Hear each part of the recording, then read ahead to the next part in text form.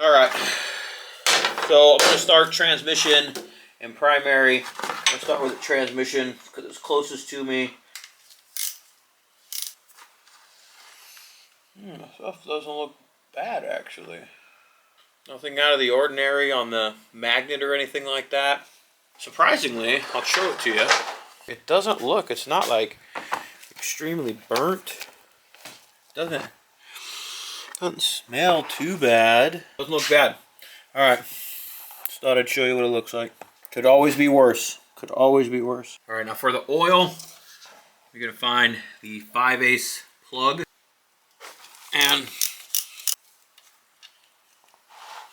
then you pull the dipstick, let that sucker flow on out.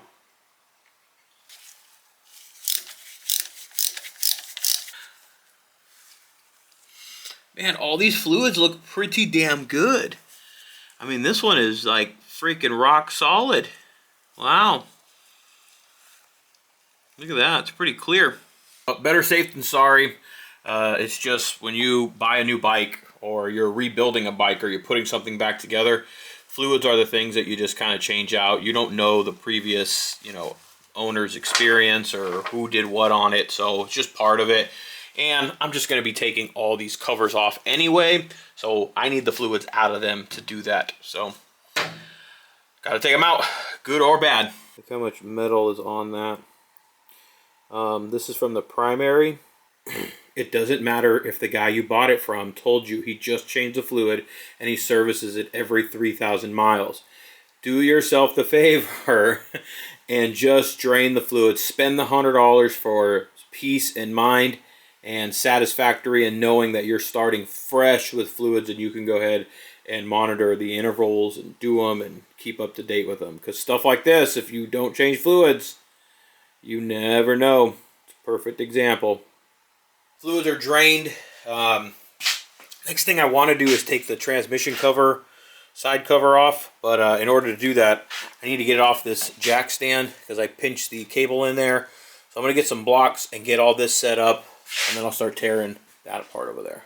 Alright, well, I had to get a little creative. And now that I'm seeing it, boy, that thing's leaning. But it's actually secured alright right now. What's happened is I pinched the cable, the clutch cable, in between the case and the stand that it was resting on. So I've had to lower it, set it on these blocks here, and it's tied down. It's leaning this way a little bit, but it's secure enough for me to go ahead and just remove this, get this to slip out, and then slide it out so I can just get it out of the way and then deal with this later. Alright, so this is the inside of the transmission cover over here, the side of the transmission basically. If you ever need to change your clutch cable, you have to get in here because the other end of the clutch cable connects right here. There's no way around it. You got to get inside of it. Alright, so snap ring has been taken out.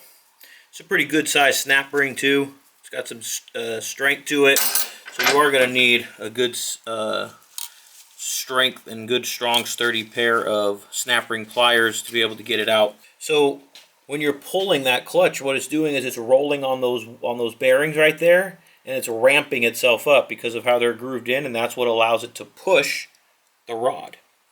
So that's what's underneath this cover here.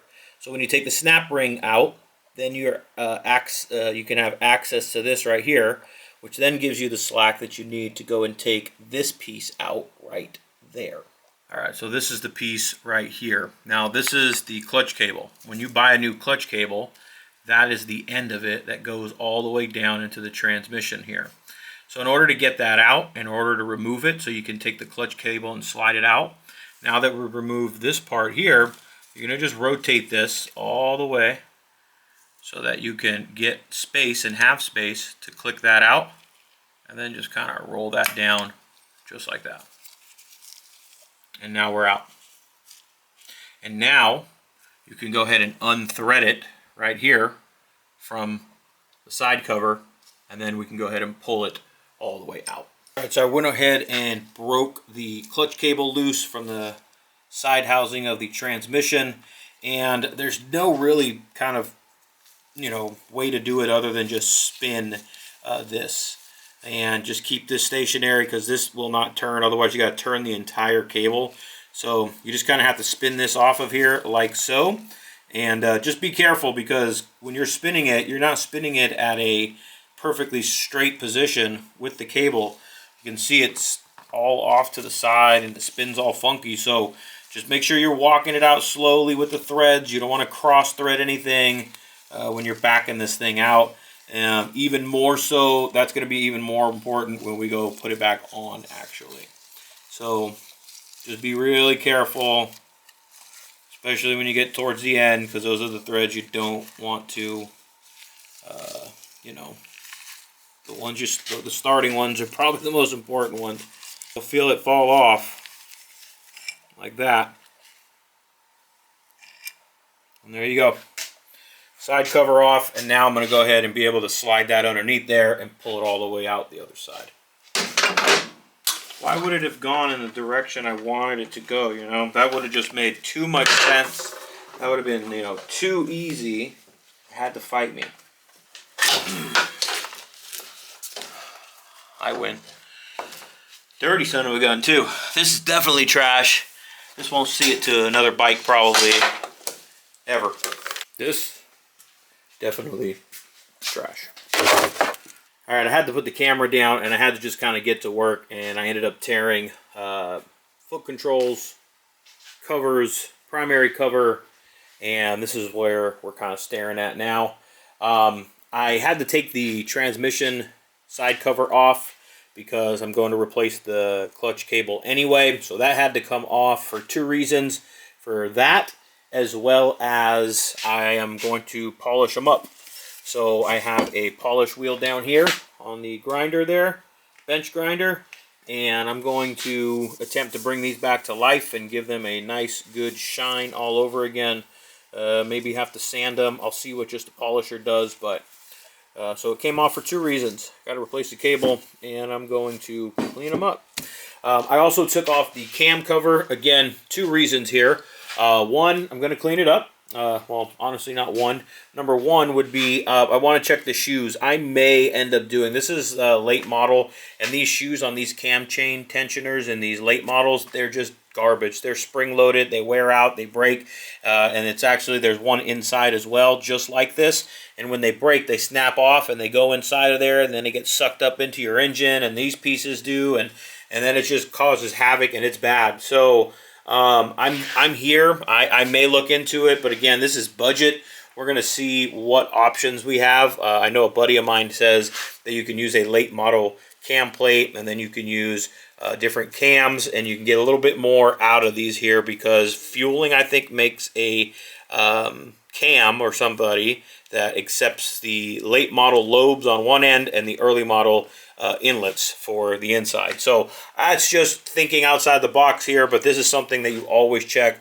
2000 to 2001, 2, 3, 4, all the way up to 5 until they went to hydraulic. So gonna check this out, investigate this more, and I'm gonna polish this up.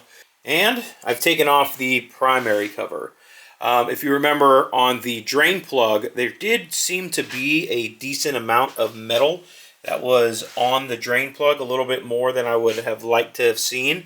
But I looked around on this thing, and I don't really see anything. I haven't come across anything that has given me any indication that there's something major going on in here. To be honest, the fluid was fairly new. It wasn't burnt. It was good new fluid. And this shoe looks like it has been replaced recently. It's not worn out excessively. This is what the this is the chain tensioner, and so you got the chain rubbing up against this, and this is just a replaceable part. This is just a maintenance part. Over time they wear out, and so this looks pretty new. I looked at the clutch plates inside of here as well. The clutch plates got some good meat on them. I was looking at the basket. There doesn't seem to be any fractures or cracks or anything like that, you know, on the basket itself. All the teeth on the ring gear seem to be in place. So I'm thinking maybe just some break-in stuff, some simple clutch stuff, because I mean, I really don't see anything that's concerning, anything that's grinding at all on it. You know, you want to look inside the back of the primary as well to see if the chain is rubbing up against something, and I just don't see anything. I'll look a little bit more. I'll continue. Of course, it's not where it's just going to stop real quick, but off the jump, it looks like work has been done in here recently. For what reasons, I don't know, but it looks like everything in here is pretty freshened up not too long ago. So that's comforting, you know, that's good. Past that, now I think I'm going to get to polishing. Not tonight, going to bed. I'm going to start sanding these a little bit. Now I have enough stuff off to keep me busy off of the bench or off of the bike. Put it away and just have bench work. I'm going to get these bars wired up, and I'm going to get to polishing on these. It's going to be raining here for the next few days, so this will keep me busy in the garage with some busy work. Just a little another tip for you. Make sure you label. I don't need to label it, but it's a good tip. Label your stuff, or at least put all your stuff in a bag. Take pictures of your stuff if you need to. I'm pretty comfortable and familiar with where all these bolts are going to go back and what they go to. This is all to the transmission. These are all just the cam cover bolts, and these are all the bolts needed for the primary and everything on that side of it. So label them if you need to, or do what you got to do just to make sure that they go back and assembled correctly. Mid-control mounts I took off. Those are going to go on the shelf. Inspection cover, just going to clean it up, some steel wool, bring it back to life. So now it's cleanup time, and it's wire time, and it's maybe some maintenance time. I'm going to have to start throwing the bars on here so I can measure for cables, for both clutch and brake and everything else. So now I'm going to start putting a list of parts together that I know I need, so I can figure out what my budget is going to be and make sure I don't go over the budget that I have set for myself on this. Right now, I'm just getting my hands dirty and staying busy. All right, so the next phase of this that I'm going to bring you is I'm going to be doing the bars, and I'm going to be doing some polishing. So that'll be the next phase in this. There'll be some busy work that's coming along the way, but it's coming along slowly but surely. As a dad with 3 girls that's busy, I can get in here when I can. It's about 11 o'clock at night over here, and you got to just put in the hours and put in the time wherever you can get it in. So, all right, I'm going to bed now. Next time, I'll be polishing, and I'll be starting to wire up some bars on for this thing. All right, later.